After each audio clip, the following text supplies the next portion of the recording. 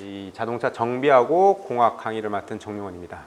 첫 번째 시간은 OT인데요. 어차피 전차하고 차량 직렬에 자동차 정비하고 공학이 공통 과목으로 들어가고요. 그래서 OT는 요 한 시간으로 다 끝낼 거예요. 그래서 뭐 또 지금 시간이 공학을 하는데 공학 시간에 OT하고 뭐 또 정비할 때 또 OT를 하진 않고요. 요거 한 시간에 다 OT를 진행할 거고요. 우선은 첫 번째로 시험 과목을 보면은 저희는 보통 다 9급만 보고 있죠. 근데 원래는 7급, 5급도 있어요. 근데 7급, 5급은 해당 사항은 대부분들 없으세요. 그래서 9급에서 보면은 일단 과목은 국어, 국사, 영어, 정비, 공학이요. 근데 국사하고 영어는 그냥 패스죠. 다들 패스해서 그 패스한 것만 있으면 되고, 국어, 자동차, 정비, 자동차, 공학. 7급에서는 이제 내연기관이 하나 더 들어가고요. 그 다음에 5급에서는 연력학이라는 게 좀 들어가고요. 어떻게 보면은 내연기관 말고 연력학 정도가 자동차 공학에 가까워요. 자동차 여기서 보는 9급에서 보는 자동차 정비나 공학은 실질적으로 자동차 공학이라고 보기에는 조금 많이 힘듭니다. 오히려 자동차 정비학 또는 자동차 공학이라는 단어는 조금 쓰기 힘든데 어쨌든 국가에서 국방부에서 만들어 놓은 자동차 공학이라니까 하고 업무를 보면 이제 전차하고 차량하고 보면은 뭐 여러 가지 업무가 있는데요. 가신 분들 얘기 들어보면은 대부분 그거예요. 이게 어디 저 밑에 주방으로 좀 내려가서 정비창 이런 데로 가시면은 중고차, 이렇게 말 그대로 예를 들어서 중고차나 폐차급을 갖고 와요. 얘를 싹 분해를 해요. 쓸 수 있는 부품들을 또 다 분리를 하죠. 그리고 걔네들을 또 조합을 해서 새 차를 만들어요. 그리고 다시 올려보내고. 그 다음에 군생활 아마 다들 하셨을 테니까 거기서 보면 이제 정비하면은 그 아저씨들, 군인은 아니고 군무원, 그리고 저희 그때 그죠? 군무원 아저씨들이라고 하죠. 근데 이제 군무원 분들은 보면 이게 실질적인 정비는 많이 안 하죠. 정비는 많이 안 하고 보통 사병을 많이 시키죠. 근데 이게 좀 많이 바뀔 거예요. 군무원이 인원이 채용이 되면서 그러니까 밑에 쪽에 있던 사병들이 싹 빠지고 군무원들로 대부분 채워진다는 걸로 알고 있거든요. 그래서 기회는 아마 작년부터 해서 제가 알기로는 3년 계획으로 나와 있어요. 3년 계획에서 내년까지, 그러니까 아마 2021년도까지 지금 이 정권이 바뀌어가지고 새로운 정권이 들어와서 야 이거 하지 마라고 하기 전까지 또는 먼저 간 선배들이 너무 개판을 쳐놓지 않는 이상은 어느 정도 인원을 계속 뽑을 거예요. 그래서 인원이 많이 뽑힌다고 해서 요거 먼저 볼게요. 인원이 많이 뽑힌다고 해서 점수가 확 내려가느냐? 그것도 아니에요. 보면은 되게 신기한 게 국방부 한 명 뽑아요. 그렇죠? 점수 때 보면은 61점, 46.67. 되게 낮죠? 그럼 대충 하면 붙겠네? 근데 요게 경쟁률은 33대 1이에요. 근데 요게 확실한 데이터는 아니에요. 예전에 해놓고 저도 이게 몇 달 전에 만들어 놓은 거라서 확실한 데이터인데 이게 왜 46점이 나올 수도 있냐? 1.3배수를 뽑죠. 몇 명을 더 뽑아 놓는 거죠. 그리고 나서 거기서 면접을 통과한 사람이 이 점수대가 나온다라는 뜻 되겠죠. 아니면은 국방부 한 명 뽑으니까 나는 지원 안 할 거야 해서 생각보다 낮은 사람, 그러니까 시험 점수가 낮은 사람들이 다 지원할 수도 있어요. 근데 반대로 그 사람은 이제 면접을 볼 적에 뭐 전공에 대해서 잘 아시거나 이런 거일 수가 있겠죠. 그다음에 이제 보면 이제 육군 보면 이제 작년에도 이제 육군에서 보면은 인원수 같은 경우는 죄송해요. 요거 좀 요거 전차로 볼게요. 전차 같은 경우도 53명, 49명 육군에서 점수대는 74점에서 얘는 많이 낮아지긴 해요. 근데 차량 같은 경우는 보시면 60, 50, 70, 46, 50, 60, 60. 어차피 한 10점대 차이예요. 10점대라는 거는 제가 봤을 적에 이 문제의 난이도도 충분히 조절도 가능해요. 그 다음에 제일 차량하고 전차를 좀 보시는 분들 중에 문제가 국어를 좀 많이들 싫어하세요. 국어 쪽에 좀 많이 약하세요. 그래서 차량하고 전차에서는 점수를 뭐 한 80점, 90점대를 맞는데 국어 40점만 맞으면 되는데 그 하필 40점이 안 넘어요. 그래서 꽈락 나오시는 분들도 많아요. 그래서 뭐 단연간 보시는 분들도 뭐 단연간 뭐 시험 보시는 분들도 보면은 국어만 거의 뭐 한 3분의 1을 국어에 투자를 해요. 그렇게 해서 50점 겨우 넘어서 합격하시는 분들도 있고요. 그다음에 자동차 정비하고 공학의 이게 보통 어디 뭐 기준이 없잖아요. 얘네들 같은 경우는 이게 문제가 유출이 안 되거든요. 되게 폐쇄적이거든요. 국방부기 때문에. 그래서 폐쇄적이라서 그러니까 문제가 유출이 안 되다 보니까 그냥 시험 보고 온 학생들이 얘기해 주신 것 같고 기출 문제를 그러니까 그 보건 문제를 만드세요. 다른 분들이 이제 그거 갖고 약간 좀 도는데 문제가 상당히 적죠. 근데 대부분들 자격증을 생각을 하세요. 자격증들을 생각하셔서 저는 자격증 뭐 기능사 시험 문제 풀면은 80점 나옵니다. 90점 나옵니다. 산업기사는 뭐 몇 점 나옵니다. 기사는 몇 점 나옵니다. 쭉 얘기를 해요. 그래서 작년에 예를 들면은 작년에는 한 4분 정도가 지속적으로 연락이 와요. 지방에 사시는 분들이라서 여기까지 못 올라오시는 분이니까 인강으로 들으시는데 지속적으로 연락 오는데 기능사는 뭐 한 90점을 맞는데 뭐 산업기사는 80점을 맞습니다. 이 정도면 합격선에 들어올까요? 저한테 물어봐요. 그럼 저는 다시 묻죠. 국어는 몇 점 나와요? 국어는 잘 모르겠습니다. 꽈락 나오면 다 필요 없습니다. 근데 그 4분 중에 한 분은 꽈락이 나왔어요. 그리고 자신만만하게 나는 90점 이상이 나옵니다 라는 분도 결국엔 시험에서 정비하고 공학 점수가 안 좋았어요. 그러니까 내가 요 정도 수준까지 올라왔으니까 그게 이제 문제를 풀 적에 처음 푸는 문제라고 하면은 이해를 하는데 얘기를 계속 하다 보면 대부분들이 2번째, 3번째 풀었을 때 그 점수가 나와요. 그건 점수가 아니거든요.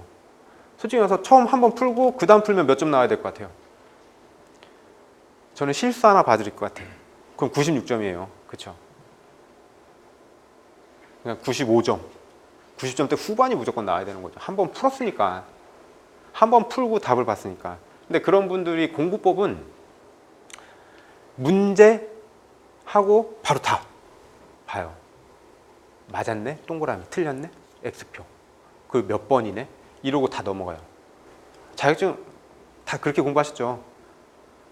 다들 그렇게 공부하시죠? 이거는 아마 제가 봤을 때 한 99.9%는 부정할 수 없을걸요? 그래서 답 밑에 있는 거. 문제집 같은 것도 막 고르실 적에 보면은 답 밑에 있는데도 그런 거 개의치 않고 그냥 다 사시잖아요. 문제 푸실 때도 가린다고는 가리는데 사람의 의지가 가렸다가 난 몰랐는데 몇 번 맞았네. 이런 점수를 대부분들 아마 하실 거예요. 그래서 여기서 말씀드리고 싶은 건 점수대가 어떻든요. 확고한 우리 그 기준 아웃라인 정도는 있어야 돼요. 일단 기본적으로 공부를 시작하셨으면은 국어는요 평균 최소 아무리 못해도 50점 이상은 무조건 가셔야 돼요. 이거는 미니멈이에요. 50점 평균 50점을 간다고 해도요 꽈락 나올 확률이 높아요. 그래서 저는 좀 안전하게 60점 이상. 우선 커트라인 쪽에서 어쨌든 합격선을 본다면요 얘가 한 60점 평균. 왜냐면은 그날의 컨디션에 따라서 다 다르거든요. 시험 보는 날 내 컨디션은 100%야 장담하실 분 없죠. 그 다음에 내가 좋아하는 유형의 문제들만 나올 거야. 그렇지 않다는 거죠. 운 좋아가지고 내가 그날 컨디션 최고였어. 내가 좋아하는 문제들만 나왔어. 그러면은 뭐 한 70점, 80점까지 올라가죠. 근데 그런 경우는 거의 로또에 가깝다는 거죠. 그러면은 최악의 경우를 생각하죠. 내 몸이 안 좋았을 때. 그 다음에 내가 싫어하는 문제가 대부분 나왔을 때. 그럼 평균 60점을 한다면은 그래도 한 50점까지는 어느 정도 버티실 수 있어요. 그러면은 국어는 우선 패스, 50점 확보 하고 다들 뭐 정비하고 공학을 한 100점 맞아야지 뭐 이러는데 솔직히 한 80점 후반대도 힘듭니다. 타겟은 80점 정도 잡아놓고 가세요. 근데 목표는 100점이죠. 목표는 100점인데 저희가 늘 시험 보거나 할 적에는 80점 기준이에요. 평균 80점. 아니면 나는 좀 정비를 좀 더 유리하다. 내가 좀 정비 쪽에 점수가 높다. 그러면 정비는 90, 공학은 80. 바뀌시는 분들도 있어요. 그러면은 정비는 80, 공학은 90. 아예 목표를. 왜냐면 사람마다 개별적으로 다 틀리니까 약간씩 좀 다르게 잡아놓다는. 잡아놓으란 얘기죠. 그래서 그 점수대가 유지가 되면은 얘는 지금처럼 공부를 하면 되고요. 혹시라도 여기서 내가 생각했던 점수대보다 낮아진다 라고 판단되면은 이쪽에 비중을 더 실어야 돼요. 공부를 하실 적에 처음에 이론을 하실 적에 어쨌든 뭘 외우세요라고 하는 거는 그렇게 많지는 않은데 그래도 좀 양은 돼요. 양은 되는데 이론하실 적에는 좀 가볍게 들으시면서 최대한 국어를 많이 해놓으세요. 그 내년 상반기 해봐야 한 2월, 1월, 2월 몇 달 안 남았죠? 한 2달, 3달 남았죠? 그 2-3달 동안 정비는 그냥 간단하게 그냥 듣기만 하시고요. 듣기만 하시고 최대한 국어 점수 올려놓으세요. 왜냐면은 지금 내가 좀 국어 이 정도 수준이면 괜찮지 않을까라고 생각하고 여유롭게 있다가 한 3월 달에 국어 점수가 딱 떨어지잖아요. 대부분 멘붕 와요. 국어를 하자니 정비공학이 떨어지고 정비공학을 하자니 국어가 꽈락이 나오고 그래서 기본적으로 국어 점수가 어느 정도 확보가 돼야 돼요. 다행히 여기 문종우 교수님 잘 가르쳐 주신다고 다들 좋아하더라고요. 그래서 그리고 또 저희 학원 같은 경우는 월말고사를 늘 보죠. 월말고사를 보는데 저는 그냥 문제 난이도 그냥 들쑥날쑥하긴 해요. 들쑥날쑥하긴 하는데 그래도 늘 평균 점수대는 들어와요. 플러스 마이너스 10점대는 계속 들어와요. 근데 이제 그런 경우는 있죠. 누구를 타겟을 잡고 점수를 깎을 적에 어떤 문제 유형이 나오느냐.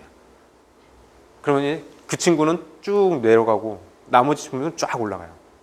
문제 유형을 반대로 바꾸면 반대로 또 그래프가 그려져요. 그래서 공부하실 때도 내가 어떤 부분이 잘하고 어떤 부분이 모질라고 요거를 좀 계속 파악을 하셔야 돼요. 그래서 이제 문제집 뭐 공학책 같은 경우는 문제가 없긴 한데 기사 문제집 같은 경우 문제부터는 보지 마세요. 문제부터는 절대 보지 마세요.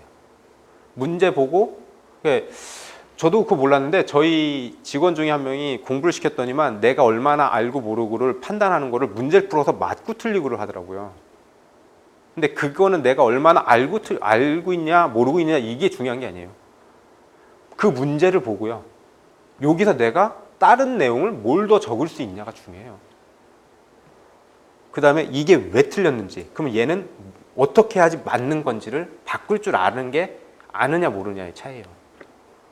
작년에 2년 차 공부하시던 분 중에서 기사 문제하고 기능사 문제 있죠. 기능사 문제하고 산업기사 문제 요거를 그냥 몇 단을 딱 읽으면요.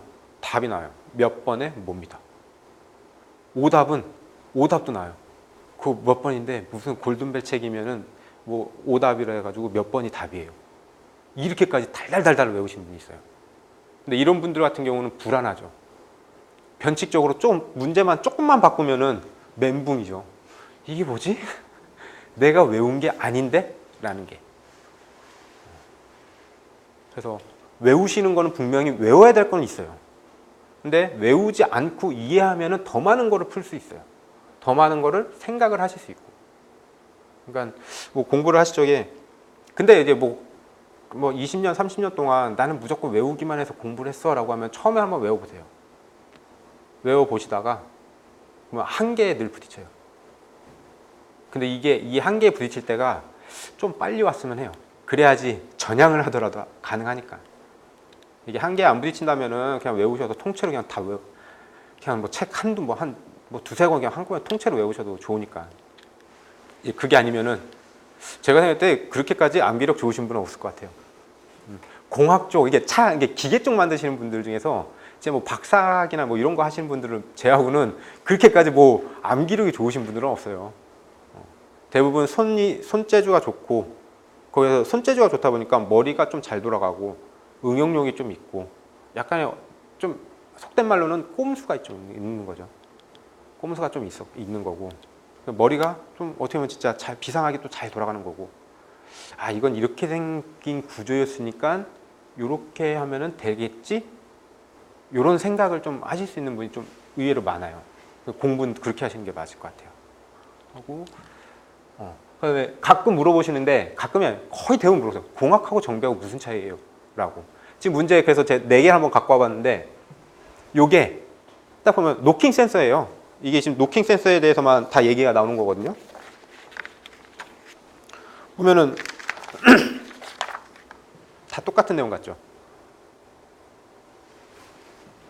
보면 이제 전자제어 가솔린 엔진의 노크 센서에 대한 설명으로 맞는 것, 노크 센서에 대한 설명으로 맞지 않는 것, 노크 센서에 대한 내용으로 관계가 없는 것, 엔진 진동을 감지하여 이를 전압으로 변환해서 ECU 신호를 보내는 센서. 뭐든지 다 노크 센서를 알려주는 거예요. 답이 노크 센서냐, 아니면 노크 센서가 하는 역할이냐, 아니면 노크 센서가 하지 않는 역할이냐, 이걸 묻는 거거든요. 근데 여기서 아마 체감적으로 느끼시면은 첫 번째나 두 번째가 공학으로 많이 나와요. 그 얘네가 정비로 많이 나와요. 첫 번째가 글밥 차이가 좀 날 거예요. 근데 이게 계속 허물어지고 있긴 한데 기본적으로 약간 좀 서술형이에요. 그 다음에 요 같은 경우는 단답이죠. 노킹 센서. 여기다 막 여러 가지 놓겠죠. 아니면은 진짜 뭐 엔진의 진동을 감지하여 문제 좀 섞다면은 뭐 엔진의 진동을 감지하여 뭐 여기서 똑같이 변환하여 뭐 요거를 뺀다. ECU를 뺀다. 변환하여 땡땡땡 신호로 보내는 센서는 이라고 하면 어떻게 되느냐? 엔진의 진동을 감지하는 땡땡땡 센서는 전압으로 변환하여 땡땡땡으로 신호를 보낸다. 다음 땡땡땡 칸에 맞는 것은 노킹 센서가 안 나올 수도 있어요. 진동 센서라고 나올 수도 있어요. 노킹 센서, 노크 센서, 진동 센서 어차피 다 같은 원리예요. 근데 진동 센서, 노킹 센서 같이 나왔다. 누가 더 상일까요? 누가 더 올바른 걸까요? 그냥 노킹. 그럼 걔가 답인 거예요. 근데 노킹이 없어지고 진동 센서를 넣어버려. 그러면은 진동 센서가 답이 되는 거예요. 이런 식으로 정비는 만들 수가 있어요. 그 단답형 형식에 좀 가깝긴 해요. 그다음에 이 같은 경우도 어떻게 보면은 노크 센서에 대한 내용으로 관계가 없는 거. 솔직히 요거는 답 자체가 이 물체는 어떻게 생겼습니다라는 거를 딱 보여주는 거예요. 정비 쪽에서 볼 적에. 정비적인 측면에서 볼 적에. 노킹 센서는 그냥 안에 진동 센서가 있고요. 주위에 그 절연체로 감싸져 있어요.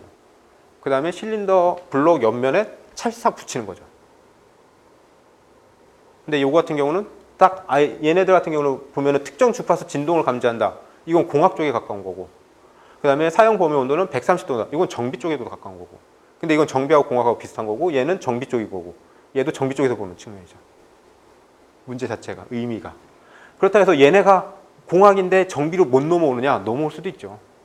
보면 이제 볼까요? 이번에 뭐 노크 센서에 대한 설명으로 맞는 것은 노크 센서가 검출되면 엔진의 점화 시기를 증가시킨다. 맞나요? 이건 약간 좀 복합된 거죠. 내가 엔진의 실린더에 진동이 일어났어. 그럼 이 신호를 ECU로 보내요. 그럼 ECU는 점화 신호를 제어를 해요. 근데 저희는 무조건 그렇게 하죠. 노킹이 나면 지각을 시킨다. 틀린 거죠. 이런 식으로 그러니까 여러 개가 섞여 있는데 얘는 좀 그게 여러 개 섞여 있는 거를 글로 표현하는 거예요. 쭉 보면은 노크 센서는 조립할 때 그리스나 밀봉제 등을 도포하지 않으면 규정된 토크로 조립되어야 한다. 이게 답인 거죠. 근데 답문 보면은 얘가 정비예요. 근데 나머지 설명하는 게 공학이고 글밥이 많다 보니까 이런 것들을 공학으로 많이 빠져요. 그런데 말씀드렸듯이 요를 정비로 넣어도 상관없어요. 답이 정비적인 측면이니까. 근데 이런 데서 이제 또 말장난을 할 수 있겠죠. 규정된 토크가 아니라 도포하지 않으면 최대 토크로 조인다. 그 다음에 뭐 그리스나 밀봉제들을 조립하여 좀 더 헷갈리게 하려면은 뭐 그리스나 밀봉제 등을 바른 후 완전 밀착을 시켜줄게. 이런 단어가 들어가면은 또 헷갈리기 시작하는 거죠. 근데 흔히 아마 노킹 센서 하면은 자동차 공학에서도 그렇고요. 정비에서도 그렇고 다 비슷한 내용 알려드려요. 근데 기본적으로 요거는 규정 토크를 지켜야 되고요. 중간에 뭐가 이물질이 끼면 안 되고요. 면에 제대로 붙어 있어야 되고. 그 다음에 얘는 진동을 감지합니다. 이게 기본적인 노킹 센서거든요. 정비하고 공학하고 차이점은 없어요. 공부하실 때 나는 정비를 해야지, 나는 공학을 해야지 해서 이게 조금 차이가 나신다 그러면은 나는 좀 더 글밥이 많은 문제를 풀어봐야지. 나는 글밥이 좀 더 적고 간략한 문제로 한번 풀어봐야지. 이게 기사 문제집하고요, 산업기사, 기능사 문제집하고의 차이예요. 그러니까 산업기사는 딱 거의 중간 정도 수준이고요. 기능사 문제가 거의 이런 식으로 나오는 거니까. 그 다음에 그래서 정비하고 공학은 크게 다르진 않습니다. 그래서 정비 이론하고 공학 이론하고 크게 수업 내용이 다르진 않는데, 이게 정비 쪽에서는요, 실질적으로 이걸 분해 조립하면서 조심해야 될 거에 대한 내용들은 계속 나와요. 정비를 하면서 이건 어떤 포인트를 해야 되느냐, 뭐 이런 내용들은 정비에서는 가끔 나와요. 근데 이것도 대부분 엔진 해석만 해당돼요. 셰시 전장 가면은 거의 똑같은데, 여기 저희가 진행할 이 공학책에서는 셰시나 전기 부분 같은 경우는 크게 설명이 많이 없긴 해요. 근데 그 내용들이 아마 다 정비 가서 진행을 할 거고요. 그래서 우선 커리큘럼은 공학 같은 경우는 이 책으로 한 24강이고 심화이론은 12강. 심화이론 같은 경우는 아마 책이 없이 그냥 칠판에 대고 쓰는 거나, 아니면 저는 솔직히 심화이론은 대화를 했으면 좋겠어요. 아주 재밌는 대화를. 할 얘기가 되게 많거든요, 서로. 그리고 여러분들이 어디까지 알고 어디까지 모르는지에 대해서 체크를 좀 계속 할 거고, 그 다음에 아마 기본 이론을 진행하면서 모질랐거나 아니면 좀 깊숙이 들어가야 되는 부분들, 좀 이거는 좀 이해를 해서 가는 게 더 좋겠다라고 판단되는 것들은 특정해서 심화를 할 거고요. 그 다음에 이제 얘는 문제 풀이 시간이 좀 길긴 해요. 64강 동안. 64강인데 이게 저희 기사 문제집 전체적으로 쑥 풀 거예요. 근데 계산 문제는 빼버릴 거예요. 왜냐면은 계산 문제는 거의 안 나와요. 계산 문제 뭐 공학인데 계산 문제가 안 나오면 어떡합니까? 라고 하죠. 문제는 계산기를 못 들고 들어가요. 그 다음에 심지어 시계도 못 차요. 아날로그 시계도 못 차요. 탁상 시계도 못 나요.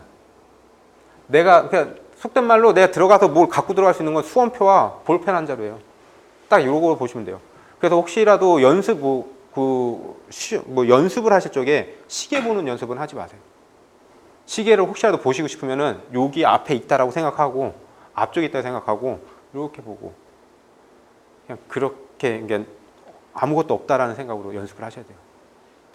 그리고 시험 문제 2년 전, 작년에는, 그러니까 올해 2019년도에는 계산이 아예 없었다는 걸로 알고 있고요. 2018년도에는 한 문제가 있었는데 그건 이제 총 배기량인가 아마 그럴 거예요. 그거는 총 배기량은 내가 수학이 아니라 산수, 원의 면적과 원의 면적을 구할 수 있고요. 그래서 원의 면적을 구할 수 있으면 통의 전체 최적을 구할 수 있죠. 그렇죠? 원의 면적을 구하면은 그 길이만 곱해주면 이 체적 나오잖아요. 여기 cc 나오잖아요. 그 1분 동안 몇 번 폭발했어 라고 하면 그냥 곱하기 몇 번 폭발, 2행정이냐 4행정이냐에 따라서 좀 달라지긴 해도 그게 계산 문제예요. 그냥 조금 이과에서 좀 난다긴다라고 하시는 분들은 가만히 그냥 문제만 보고 암산으로 풀 수 있을 정도 수준밖에는 안 나오긴 했어요. 근데 혹시 모르니 계산 문제는 안 나도 계산 공식이 나올 수도 있잖아요. 그래서 계산 공식은 한 번쯤은 짚고 넘어가는데, 그렇다 해서 뭐 문제를 풀거나 하진 않을 거예요. 그 문제 풀 시간에 다른 문제 보시는 게 훨씬 더 유리하니까. 하고 마지막에 2달 남았을 때는 안 보이시는구나. 모의고사하고 파이널 특강. 이제 그냥 다 문제 풀이에요. 이때는 작년에는 어떻게 진행했었냐면요. 파이널 특강 같은 경우는 어쩔 수 없이 25문제씩만 줬어요. 25문제 드리고 난이도 보고 5분, 7분을 드렸어요. 원래 시간을 많이 드리잖아요. 문제 푸는데 문제 푸는데 세 과목 총 보는데 1시간 반이라는 시간이 나한테 주어졌다라고 하면은 이 시간 분배도 중요해요. 시간 분배 중요해요. 그래서 저는 그래도 국어 쪽에 좀 많이 시간을 투자하세요라고 얘기하거든요. 그래서 정비나 이쪽은 문제 풀어보시면 아시겠지만 내가 한 번 기억 안 나는 거는 기억 안 나요. 그 풀었는데 기억 안 나는 거 억지로 잡고 하면은 고치죠. 그러면은 맞는 것보다 틀리는 게 더 많아요. 그래서 요거 작년에 시험 볼 적에 작년에 요거 파이널 특강 같은 거 할 적에는 아무리 많이 줘봐요 10분 줬어요. 근데 대부분들은 한 7분 때, 7분 전후반 때 다 끊어서 끝내요. 그러니까 문제를 보고 머릿속에 딱 떠오르면은 답을 적는 거고요. 떠오르지 않으면 잠깐 체크하고 끝나고 나서 이제 체크된 부분만. 문제를 풀면서 저희가 계속 알려줄 건 문제를 풀면서 외우는 게 이해 좀 해달라고 했었잖아요. 이해를 하면서 공부하시라고. 그게 왜 그러냐면은 문제를 푸시다가 기억이 안 나면요. 외운 거는 기억이 안 나면은 모든 게 다 꽝이에요. 난 어떻게 할 수가 없어. 근데 이해를 한다는 거는 그림을 그릴 수 있다는 뜻도 되거든요. 근데 얘가 어디에 있는 애인 것 같아? 라고 하면 그림 그려요. 주위 부분부터. 그러다 보면 생각이 날 수도 있어요. 생각 날 확률이 생각보다 높아요. 그러면 이걸 유추해서 문제도 추가로 풀 수 있는 거죠. 그 다음에 이제 대부분 국어 시험이 힘들다 보니까 국어에 시간을 좀 많이 활용을 하긴 해요. 그래서 정비나 공학은 최단시간 내 끝내고 국어로 넘어가 이 뜻에서 하는 거고, 중간중간 이제 스피드 문제가 있는데 작년에는 스피드 문제를 그 페이퍼를 안 드렸어요. 프린트를 안 드리고 그냥 띄워놓고 보고 읽고 해서 한 30초 정도 드렸을걸요. 30초? 길어야 1분? 한 문제?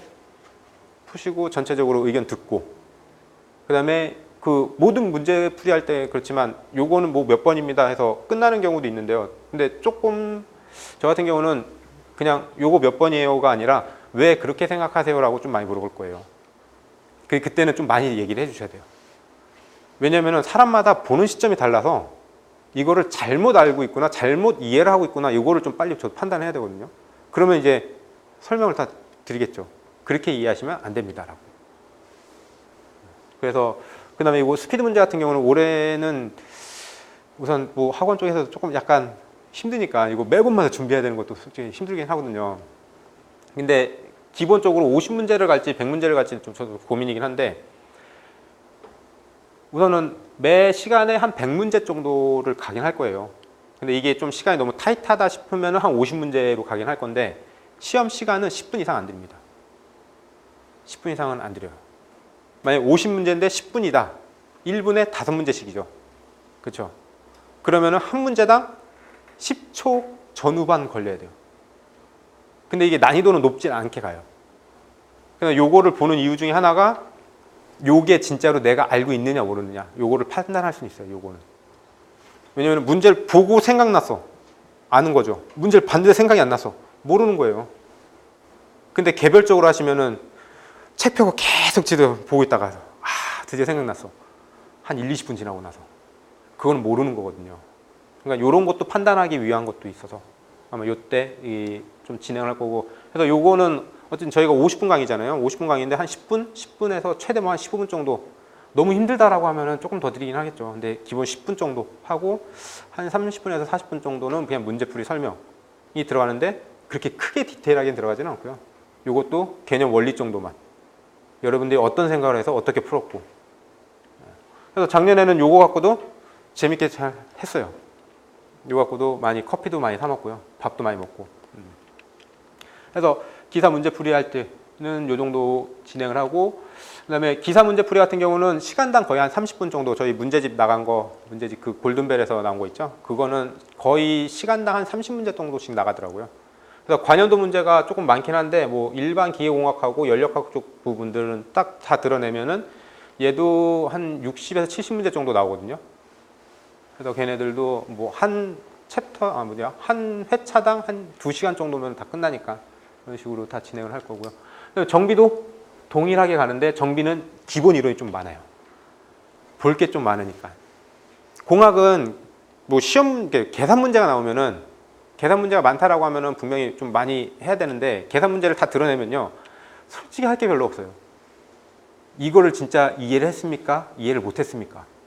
이거에 대한 원리를 아십니까?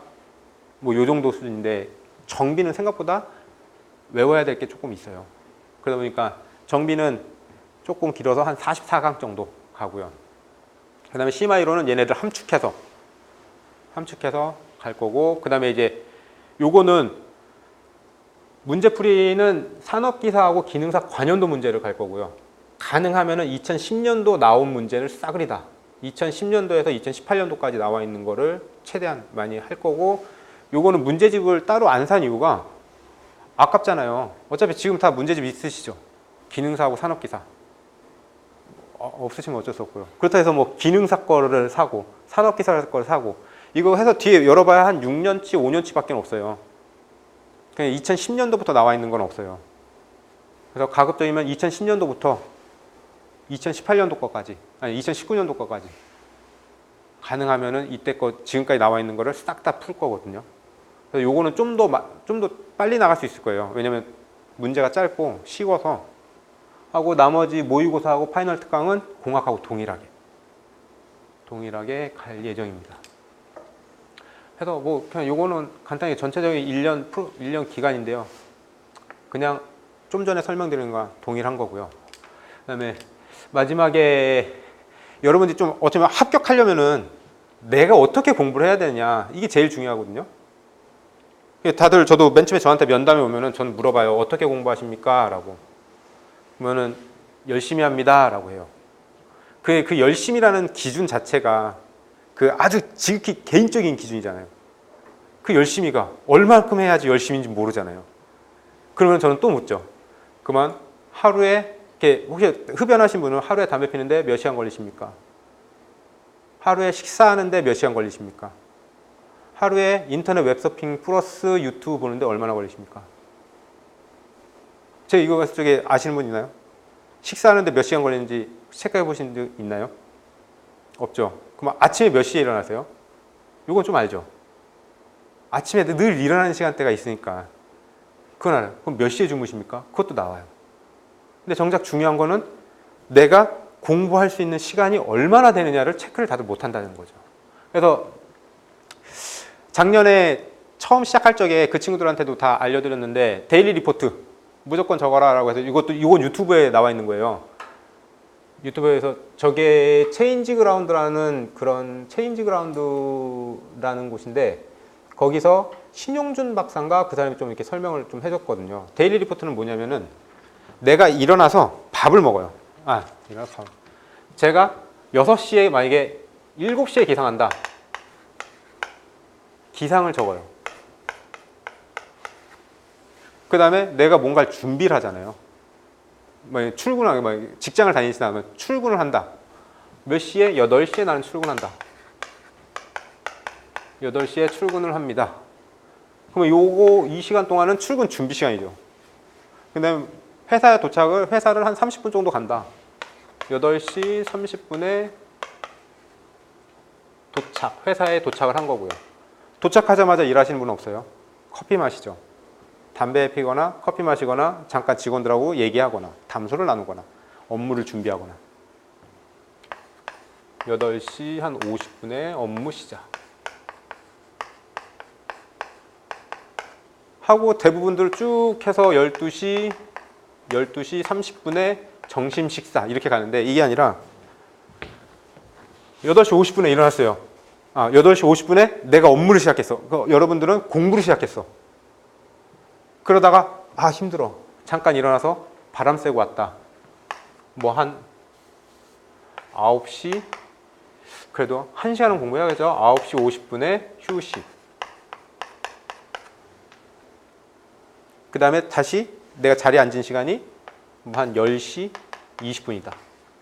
이때부터 다시 시작. 이렇게 해서 시간 단위로 하셔도 되는 게 뭔가 행위 단위로 시간을 적으셔도 되고요. 아니면은 그냥 7시, 8시, 9시, 10시, 11시, 12시 이렇게 해놓고 여기 사이에다가 항목을 적으셔도 돼요. 대신 몇 분이 걸렸다. 여기다 이제 시간을 꼭 적어주셔야죠. 요거를 하고 그래서 요거를 이렇게 다 적어보세요. 처음 하루 이틀 3일 재밌어요. 재밌는데 가슴 한편으로는 내가 진짜 많이 노는구나 딱 나올 거예요. 하고 주무시기 전에 체크를 한번 하는 거죠. 나는 오늘 업무라는 거 또는 공부를 몇 시간 했냐. 나는 휴식을 몇 시간을 했냐. 나는 밥 먹는데 나는 식사를 얼마나 오랫동안 했냐. 밥 먹는데 쭉 더니까 뭐 점심시간에 1시간 먹고 저녁시간에 1시간 반 먹었어. 2시간 반이에요. 그러면은 아 공부할 시간이 없네?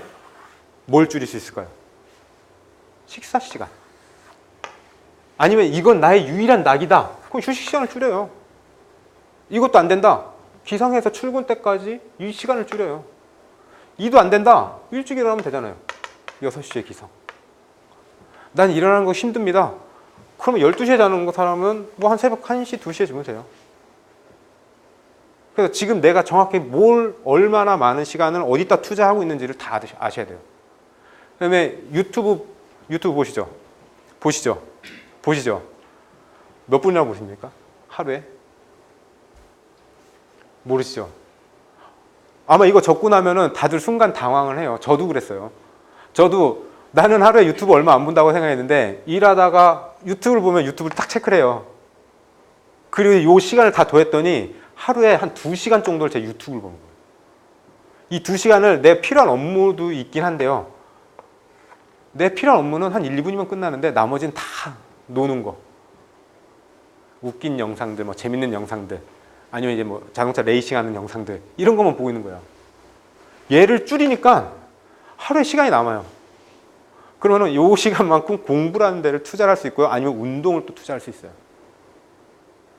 그러니까 요거는 아마 오늘 제가 집에 가서 좀 이따 부원장님 한번 얘기해가지고 단톡방이 늘 만들어지는데 부원장님이 만드실지 제가 만들지 모르겠는데 단톡방 만들어지면은 초대해드리면 요거 유튜브 링크 걸어드릴게요.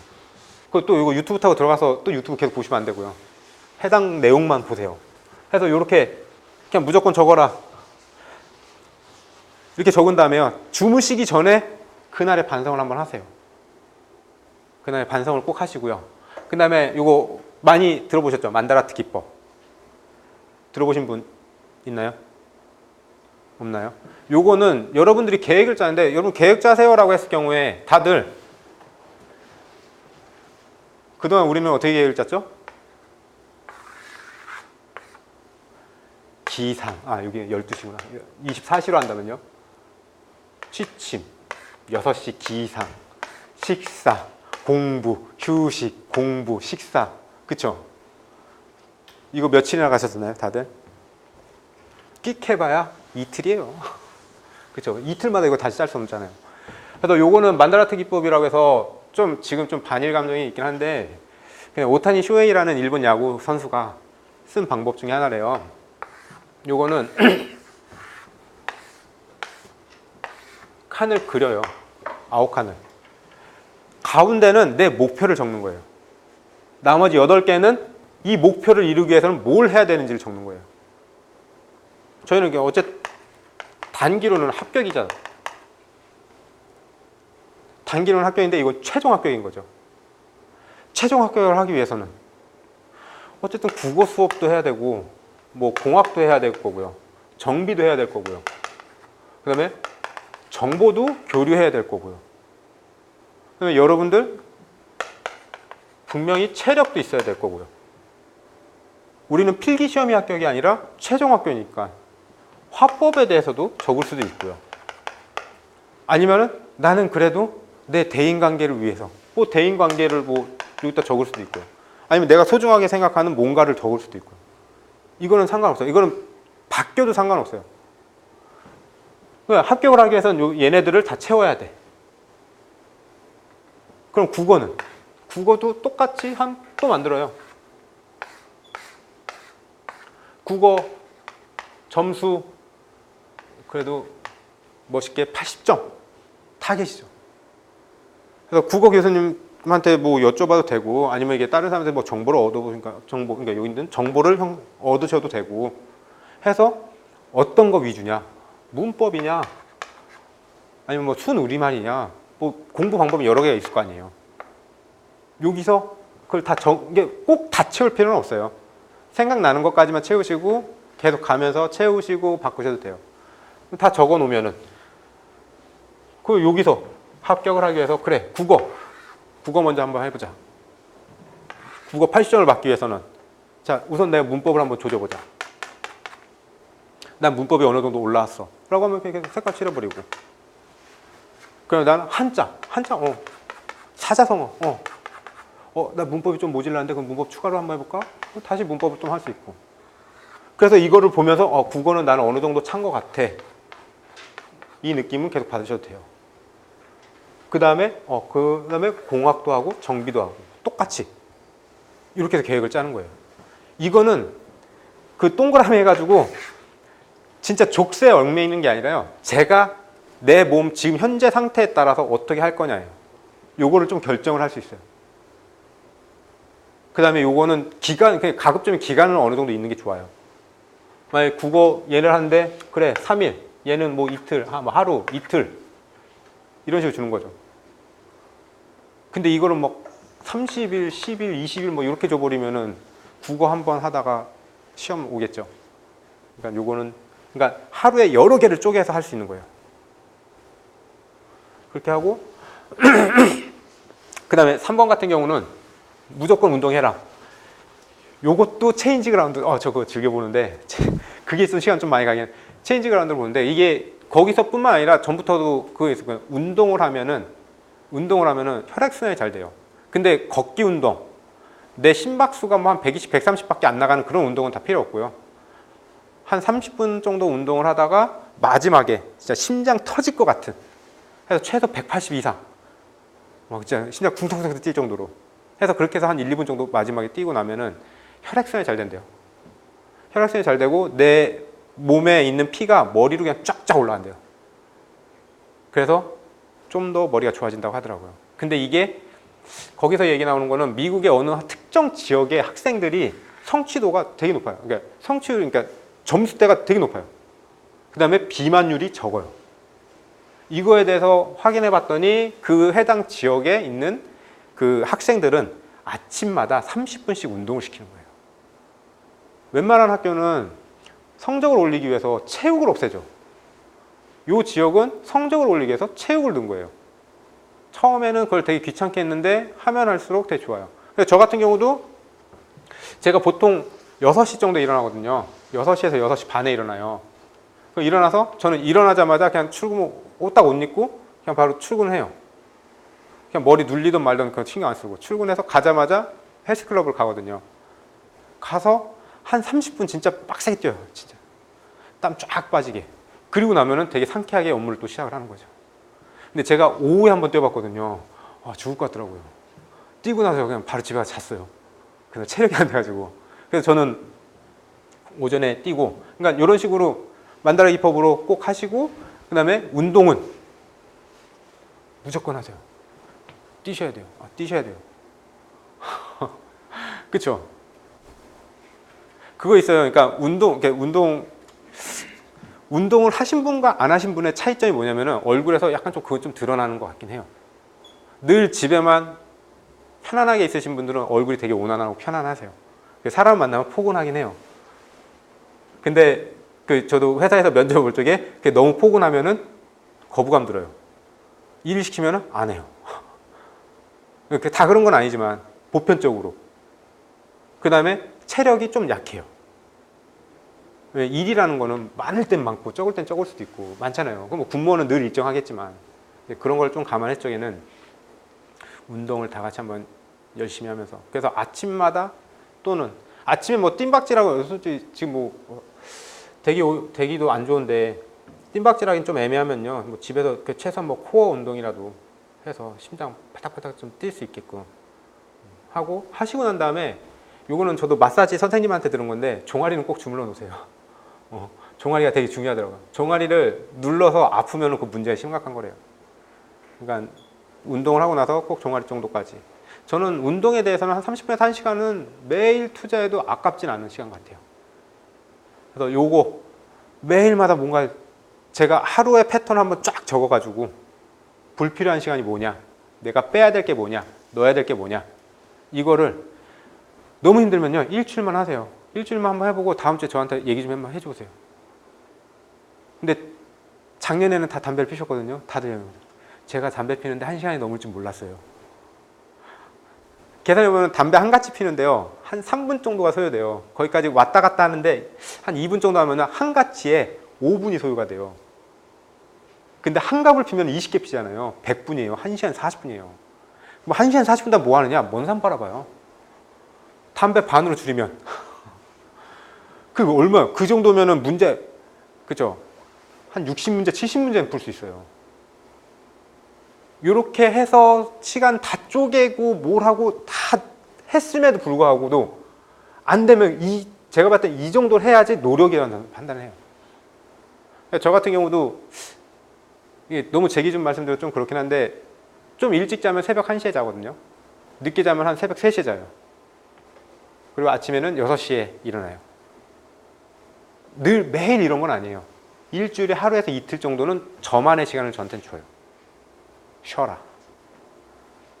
그때는 제가 제일 좋아하는 아침잠을 늦게까지 잡니다. 그렇게 해서 피로를 한번 쫙 풀고 그리고 다시 또 똑같은 패턴을 돌고 그날의 몸 상태에 따라서 내가 무조건 여기까지 해야 되는데 몸이 좀 안 좋아 그러면 한 1시 정도에 주무셔도 돼요. 좀 일찍 더 주무셔도 돼요. 무질나는 거 다음날에 막 메꾸면 되니까. 제가 그때 이 정도의 노력은 꼭 필요하신 것 같아요.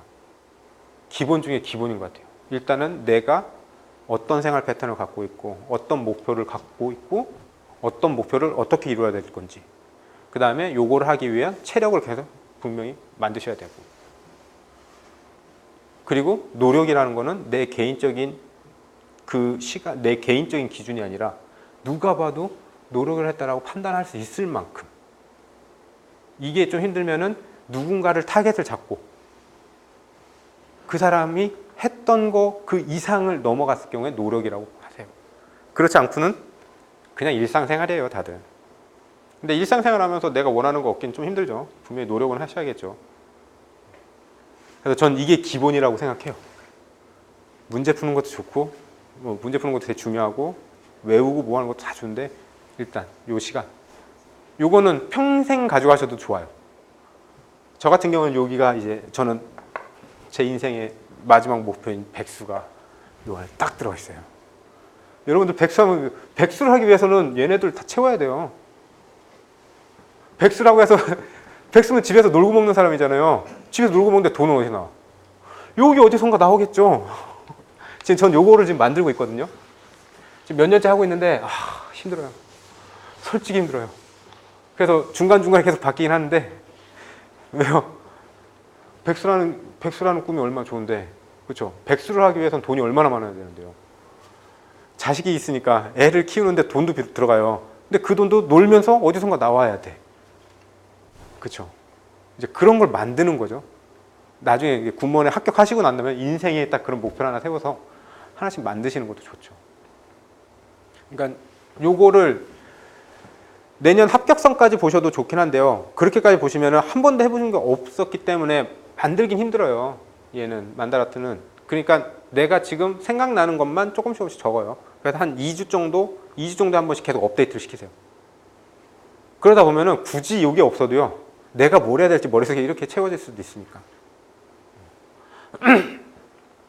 그리고 이거 인터넷 강의 들으시는 분들 같은 경우는 학원 쪽에 연락을 하셔가지고 제 연락처를 알려달라고 그러면은 저한테 카톡을 보내시고 카톡을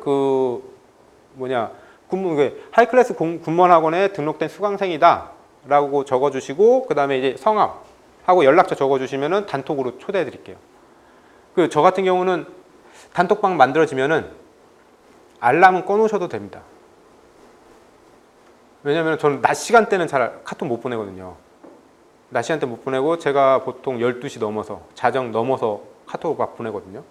그러니까 알람 켜 있으면 얼마나 짜증나겠어요. 일찍 주무시는 분들 카톡 울리면은. 그쵸? 알람 꺼버리세요. 왜냐면 막 이렇게 사진 같은 거 보내거나 뭐 자료 같은 거 보내거나 뭐 적게 보내면 한두 개인데 많이 보면 막 2, 30개씩 보내거든요. 저는 묶음이라는 거를 좀 잘 싫어해가지고 낮장으로 보내거든요. 근데 이제 가급적이면 묶음으로 보내겠는데 낮장으로 보낼 때가 좀 많아요. 그러니까 단톡방 하면은 그거 하고 궁금한 거 있으면 그냥 단톡방에 올리셔도 되고요. 작년에는 신기한 게 단톡방을 만들잖아요. 처음에 단톡방에서 물어봐요. 그래서 한 2달 지나잖아요. 다 개인톡이야. 근데 너무 신기한 게 다 똑같은 거 물어봐. 그 누구한테 답변한 거 그거 컨트롤 C, 컨트롤 V 하고 거기서 텍스트 몇 개 바꾸고 보내면 돼. 그것도 전 새벽에 보내드려요. 제가 그때가 저는 솔직히 새벽 시간대 제가 제일 한가한 시간대라서. 왜냐면 낮에 업무 좀 보고 집에 와서 애기하고 좀 놀아야 되니까. 애기하고 놀고 그다음에 이제 온전히 나만의 시간이 한 11시부터가 나와요. 그래서 그때부터는 제가 좀 머릿속이 맑아지고 그때부터 뭔가를 해드릴 수 있어요. 그러니까 답변이 바로바로 못 가더라도 기다리시면 새벽 때 대부분 가 있을 거예요. 그거 아니면 이제 저희 홈페이지에 Q&A 쪽으로 물어보셔도 되고요. 그래서 OT 시간에 뭐 특별히 뭐 많이 해드린 건 없고 우선 공부법이나 이런 거에 대해서 좀 말씀 많이 들었는데요. 생각의 전환. 우선은 합격하려면요. 기존에 무슨 생각을 하셨는지 뭐 비슷한 생각 있으면 상관없는데요. 그게 아니면은 생각의 전환을 좀 바꾸 생각의 전환이 좀 왔었으면 좋겠어요. 그래서 공부는 무조건 그냥 닥치는 대로 하는 게 아니라 어느 정도 체계적으로 가야 되고 추가적으로 내가 지금 어떤 상황이냐 내가 지금 어디에 어떻게 시간을 쓰고 있느냐 이 시간 활용도 되게 중요하다고 저는 보거든요. 그러니까 요거 꼭 유념하셔가지고 한번 해보세요. 힘들면은 일주일 한번 해보고 같이 한번 보고 그 다음 거 요거 좀 수정해서 한 일주일 해보고 해서 한 달 정도만 한번 해보고요. 이래도 난 효과가 없어 라고 하면은 안 하셔도 되는데 저는 요거는 분명히 추천드리고요. 그래서 이번 시간은 여기까지 하고 다음 시간에는 자동차 공학 책으로 그러니까 다음 시간에는 바로 수업 진행하도록 하겠습니다. 수고하셨습니다.